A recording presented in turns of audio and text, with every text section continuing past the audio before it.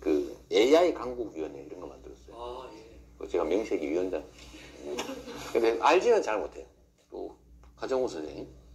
저 잡았어 지금 했는데 언젠가 다시 같이 하겠죠.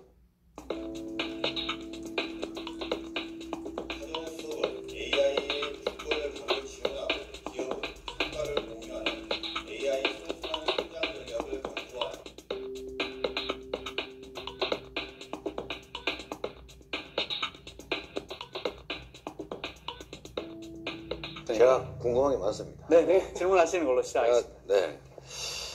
우리나라가 이제 글로벌 AI 순위를 매길 때 그룹으로는 3위, 순위로는 10위권 내다. 그래서 GDP 순위보다 높다 이렇게 네, 알려져 네. 있는데 AI 투자 또는 비즈니스 순위는 높지 않다 이렇게 알려져 있대요. 그 이유가 뭔가요? 그나마 여기서 가장 비즈라고 하는 제 얘기를 좀 드리자면 몇 가지 순위들을 보면은 소위 말하는 상업화 혹은 뭐 어떤 네. 전반적인 어떤 스타트업 생태계 이런 것들이 상대적으로 부족한 편이죠. 따라간다라는 게 이 인공지능 경쟁 측면에서 당연히 따라가야 되고요. 인공지능 경쟁력을 얼마나 가지고 있느냐가 결국 국가 경쟁력을 좌우하게 될 것 같고, 그러면은 어떤 인공지능을 만드는 걸 할 거냐 하는 부분들은 당연히 이걸 하기 위해서 뭐 GPU를 포함한 컴퓨팅 인프라 투자 지금보다 훨씬 더 많이 해야 되는 건 당연한 거고요. 또 한 가지는 혹시 낭비하는 것 아니야 이 감시를 하기 위해서 성공하는 것만 요구를 한다는 거예요. 네네네. 근데 R&D는 사실 성공하는 거 하면 그건 필요가 네. 없는 거라는 뜻이기도 네. 하거든요. 정확하게 말씀 주셨는데 우리나라 R&D 과제 성공률이 97% 정도 된다고. 그러니까 그러면 안 된다는 거예요. 아니 무슨 연구가 그렇게 높아요. 성공할 만한 것만 한다는 얘기거든요. 그렇죠. 그러니 혁신이 없죠. 그렇지, 네. 그랬다는 얘기죠. 되게 마지널한 것만 한다. 그래야지 책임 소재에서 자유로워지는 거니까. 그래 하면 안 되는 거예요. 네. 딥시크 짤 그거 혹시 보셨어요? 나오자마자 봤고요. 나오셨어요? 세상 이렇게 표현을 잘했나 싶을 정도로 너무 그림을 잘 그려놔서.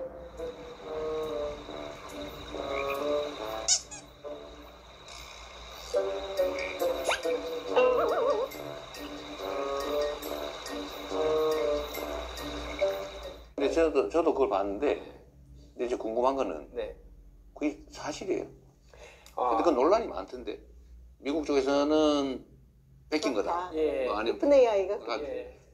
아니다. 뭐 이건 논쟁이 많던데 어떻습니까? 그게 트위터에 돌아다니는 짤을 좀 보면 굉장히 의심스러운 상황들이 좀 있습니다. 예를 들면 어떤 거냐면 일본어로 딥시크에게 뭐 좀 이상한 일을 시켰더니 쭉 일본어로 얘기하면서 주인님이 시키신 거는 오픈 AI의 정책에 반하기 때문에 들어줄 수가 없습니다. 이런 짤이 돌아다니더라고요. 진짜로?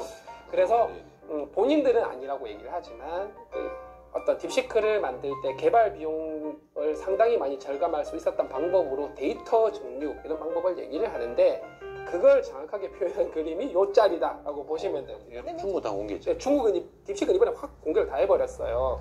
전 세계에서 동시다발적으로 굉장히 많은 연구가 진행되고 있고 이 방법들은 상당히 많이 공개가 되고 있습니다. 그런 방법들을 활용하고 좀 더 계산하는 것들을 우리가 충분히 해볼 수 있는데 봤더니 GPU가 좀 많이 부족하더라라는 거고요. 네, 우리가. 그래서 정부에서 GPU를 상당히 많이 예산을 들여서 확보를 하는 것이 일단은 혁신을 만들기 위한 필요 조건이다. 실제로 딥시크 정도 되는 거는 뭐 LG라든가 뭐 네이버 같은 기업들은 거의 준비가 돼 있다 보시면 되고요. 근데 이게 궁극점이 아니거든요. 계속해서 더 발전해 갈 거예요. 우리나라에 정말 뛰어난 석사 박사들이 있고 엔지니어들이 있는데 이 친구들이 GPU 10,000장을 한꺼번에 돌려본 경험, 30,000장을 돌려본 경험을 아예 못하게 되면 기본적으로 문지방도 못 넘어오고 자빠지는. 그러니까 최소한 30,000장, 50,000장, 100,000장을 돌려본 경험을 갖게 해줘야 세계 경쟁에 그나마 따라가 볼 수 있는. 핵심은 스케일을 충분히 활용할 수 있도록 한다. 그것이 중요합니다. 근데 원격으로 끓여놔도 동시작동하게 할 수는 있잖아요. 물리적으로 붙어 있어요. MV 링크가 무슨 뜻인가 하면 요 붙어 있는 이 지연 속도가 너무 적은 그게 엔비디아만 갖고 있는 기술이거든요. 최대한 물리적으로 붙여놔야 된다고. 네네네. 좀 더 구체적으로 설명을 드리면 서버 하나에 GPU가 8장이 들어가고요. 그러면은 GPU가 8장이니까 이 GPU들끼리 연결하는 게 NV 링크라고 하는 거고, 그럼 서버와 서버들 또 연결해야 되지 않습니까? 그걸 인피니밴드라고 하는 네트워크로 또 연결해 줘야 됩니다. 넓은 터에다 딱 붙여놔야 된다. 그렇죠. 로컬 같은 지역에 다 몰아넣어놓고 한꺼번에 10,000장, 20,000장. 최근에 그록스리가 20만 장을 그렇게 연결을 해놨어요. 20만 장? 예. 20만 그걸로 스케일을 키워서 H100이지 뭘? 한 장이 얼마예요? 5천만 원. 5천만 원이면 대충 잡고. 20만 장이면 뭐 조단이 되겠죠. 네. 근데 그거는 딱 그거 값이고요. 네. 10조 원, 10조 원, 네. 10조 원어치인가? 네. 그게 한 기업이 가지고 있다고요? 네. 그렇죠. 그거 뭐 내년까지 18,000장만. 자, 근데 목표로 그건 있습니다. 그래서 이제 스케일을 더 키우는 게 필요하고, 이번 정부에서 올해 18,000장, 2년 후 3만 장 정도 보고 계신데, 개인적인 바람은 이거보다 훨씬 더 많이 확보를 하는 게 필요하다라고 생각을 해요. 다만 엔비디아가 그만큼의 GPU를 생산하는 게 가능한가를 좀 체크를 해봐야 될 것 같고요. 한 5천만 원 근데 된다고 하셨는데 우리나라는 대충 몇 장? 10,000장은 넘을 것 같습니다. 만장은 넘을 것 네, 같고. 10,000장은 넘을 것 같고요. 그 전에 뭐 A100인가 뭐 그 약간 그 이전 단계 네. 그것도 가지고 있어요. 그것도 대충 수만 장 정도 될 것 같습니다. 수만 장. 10만에 가깝지는 않은데. 네. 이게 뭔가 수를 내야 할 것 같고요. 저는 국내 기업들의 NPU를 포함한 이런 컴퓨팅 기술을 확보하는 게 필요한 게, 벌써 미국이 이거 전략자산으로 관리를 하기 시작했거든요. 지금이야 한국이 동맹국으로서 얼마든지 필요한 만큼 수입을 할 수 있지만, 어느 순간에는 트럼프 행정부라면 막아가지고 네, 관세도 그렇게 때리는데, 충분히 이런 전략자산으로서의 리스크, 공급망 리스크에 대해서 대비를 한다고 생각을 하면 우리의 이런 인공지능, 반도체, 역량 꾸준히 지원하는 것도 저는 필요하다고 그러면 생각합니다. 엊그저께 트럼프 행정부 관련된 뉴스가 나왔는데, 좀 더 본격적으로 전투용 로봇에 투자를 엄청 많이 하겠다, 뭐 이런 식의 뉴스가 좀 나오기도 했고요.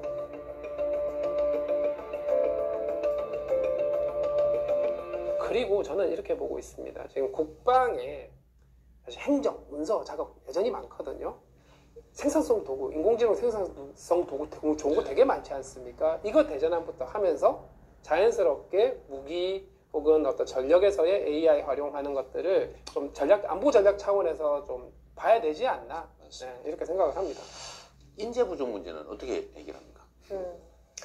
우리 학생들이 교육을 받으면 해외로 다 나가요. 그러니까 지금 다 나가고 있죠. 네, 그 외에 그냥 월급을 많이 주기 때문이거든요. 그러니까 우리 박사들이 미국 가면 뭐 5배, 10배 뭐 당연히 제 월급보다는 몇 배 많고. 그러니까 결국 과학기술이 발전한 나라가 이제 흥하는 거고, 결국 과학기술 발전을 하려면 과학기술자를 우대해줘야 됩니다. 그렇습니다. 네, 해외에 유학 가 있는 정말 똑똑한 친구들이 배역 등급가 줄어들면서 들어오질 않아요. 예전에 네이버를 포함한 대기업들이 연구개발하고 있는 상태에서는 해외 유학 가 있는 분들이 굉장히 많이 들어왔었거든요. 그렇게 해서 3년 연구개발을 하면서 그게 기술 자산으로 축적이 되는 건 물론이고, 그 중에 10%만 한국에 남아도 굉장히 혁신을 할 수 있는데, 그게 지금 닫혀 있어서, 그래서 배역 특례에 대해서 적어도 인공지능 같은 전략기술에 한해서는 좀 혁신적인 대안이 좀 필요하다라고 보고 있고요. 장기적으로는 대표님 말씀하신 것처럼 지속 가능성과 존경을 받는 사람으로서의 과학자가 될 수 있는. 존경합니다. 저보다 훨씬 똑똑합니다. 아유, 가능치 않습니다. 어쨌든 이런, 내가 과학자가 됐을 때 정말 존경받고 행복하게 살 수 있다라는 확신을 주는 여러 가지 제도들, 장치들이 필요하다고 생각합니다.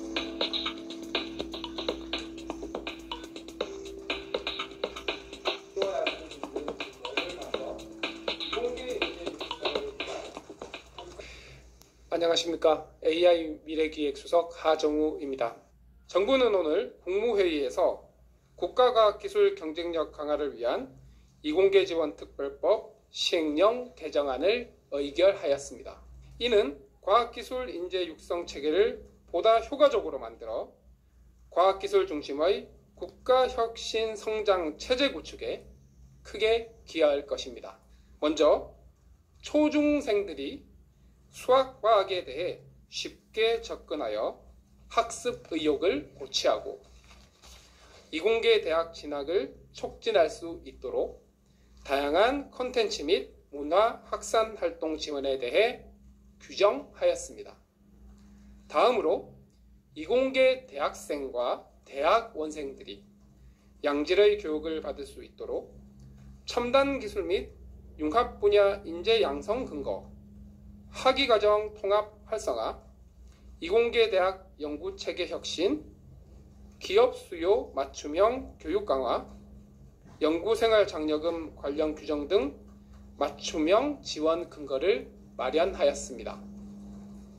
그간 불안정한 상태에서 연구를 할 수밖에 없던 박사 후 연구원, 소위 포닥에 대한 지원 근거도 명확히 하였습니다. 첨단 과학 기술이야말로 세계를 주도하는 진짜 대한민국의 근간이고 K 이니셔티브의 핵심 자산입니다. 그리고 핵심 중의 핵심인 인재에 대한 채용 개선은 첨단 과학 기술로 세계를 이끌기 위한 첫걸음입니다.